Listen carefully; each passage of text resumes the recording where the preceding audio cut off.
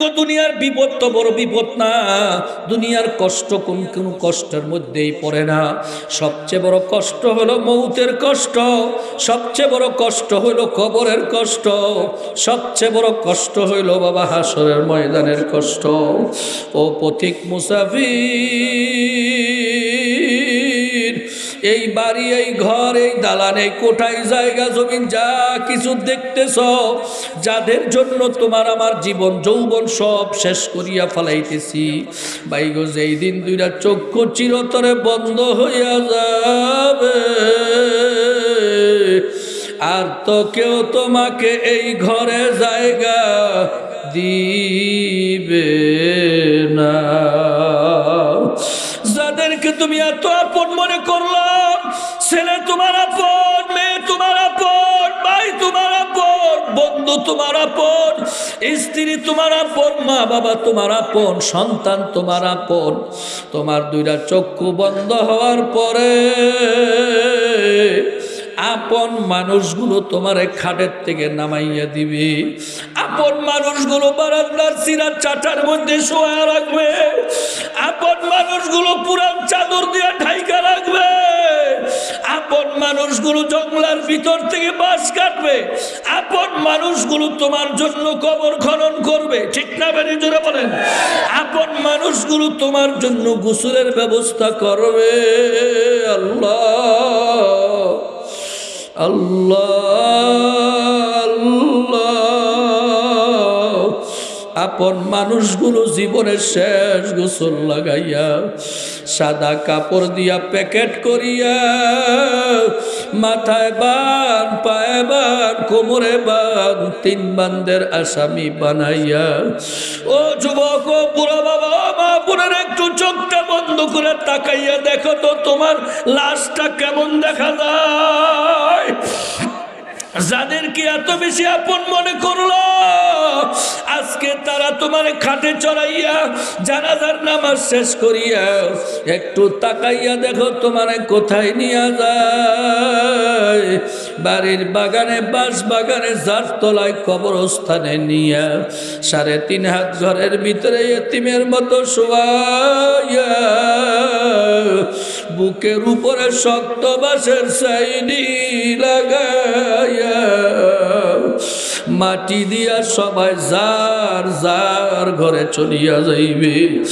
আমি আর তুমি এমন একটা ঘরে থাকবো রে ভাই, যেই ঘরের দরজা নাই, জানালা নাই, সাথী নাই, বাতি নাই, কেউ নাই, আমার মাওলা ছাড়া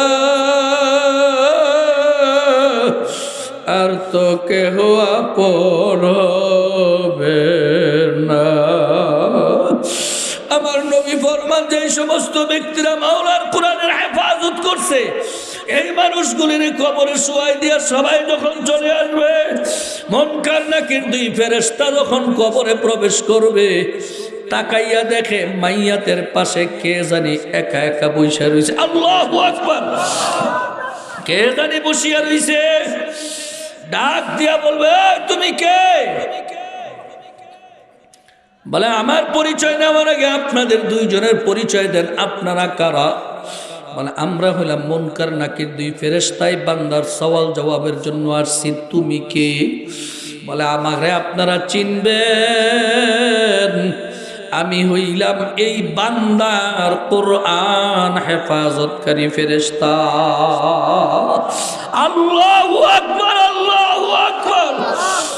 যেই ঘরে ছেলে নাই, মেয়ে নাই, ভাই নাই, বন্ধু নাই, যাদের জন্য জায়গা জমিন বাড়িঘর সব রাইখা গেলি রে মুসলমান, আজকে তারা কেউ তোর কবরে নাই, কিন্তু আমার মাওলার কালাম এমন কালাম,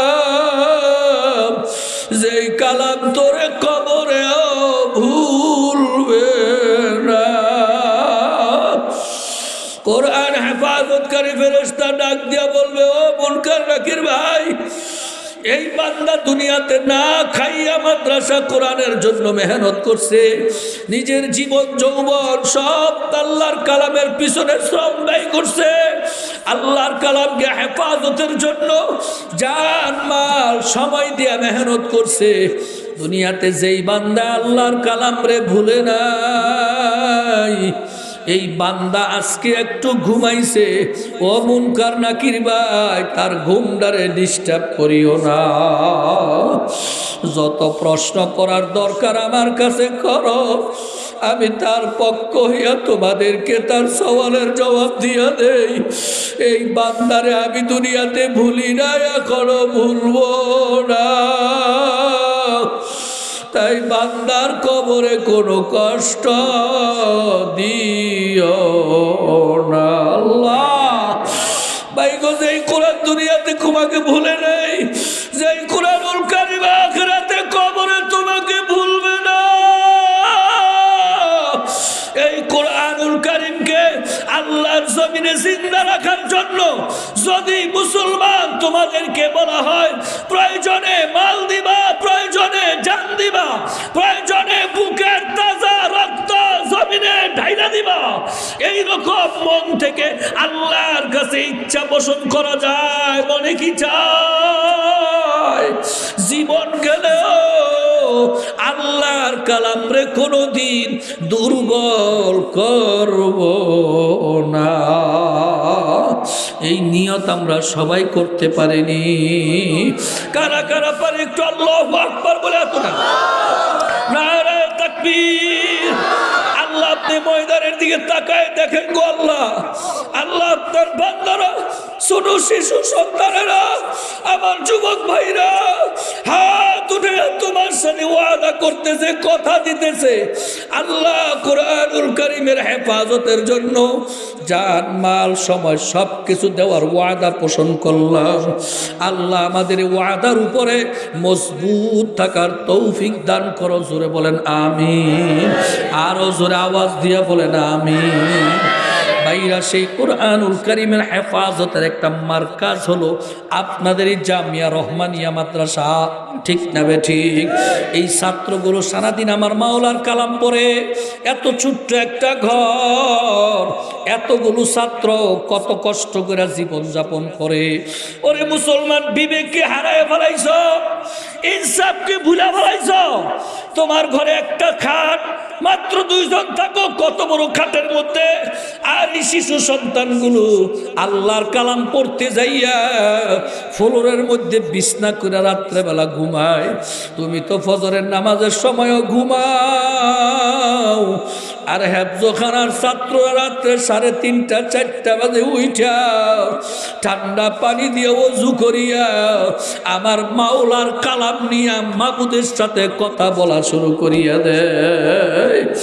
এই কোরআনের পাখিগুলো আজকে ঘরে কষ্ট করবে, এই কোরআনের পাখিগুলো এত কষ্ট করে জীবন যাপন করবে।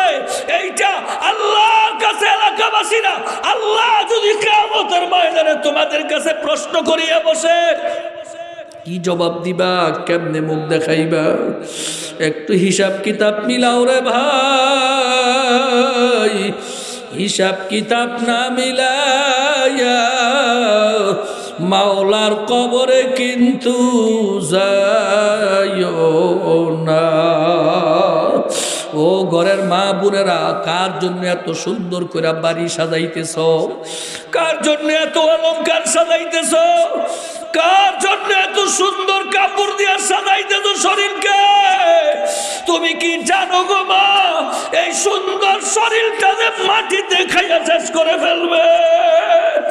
এই অলংকার, এই সুন্দর কাপড় সব তোমার গায়ের থেকে খুলিয়া রাখিয়া দিবে যিনি হবে তোমার আপন, সেই মাওলারে ভুলিয়া যাইও না। আল্লাহু আকবার কবীরা, আলহামদুলিল্লাহি কাসীরা, সুবহানাল্লাহি বুকরাতাও ওয়া আসীলা। আল্লাহ আমাদের সবাইকে কবুল করেন। জোরে বলেন আমিন। আরো জোরে আওয়াজ দিয়ে